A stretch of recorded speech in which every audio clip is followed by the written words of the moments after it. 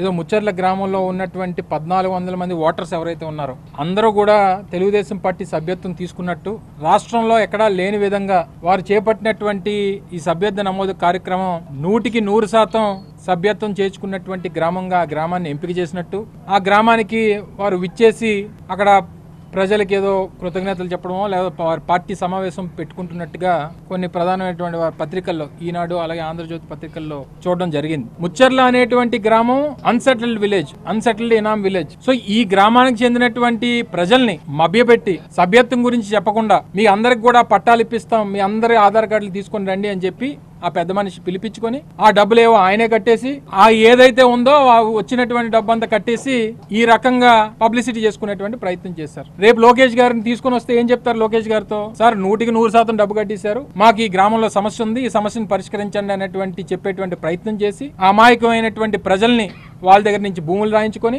అంతా కూడా భూమిని ఏ రకంగా కొట్టేయాలి 600 ఎకరాలు అనేటువంటి దాని మీద జరుగుతున్నటువంటి ఒక పెద్ద క్యామ్ ఇది అనేటువంటి విషయాన్ని మీ ద్వారా ప్రజలకు తెలియజేస్తా ఉన్నా.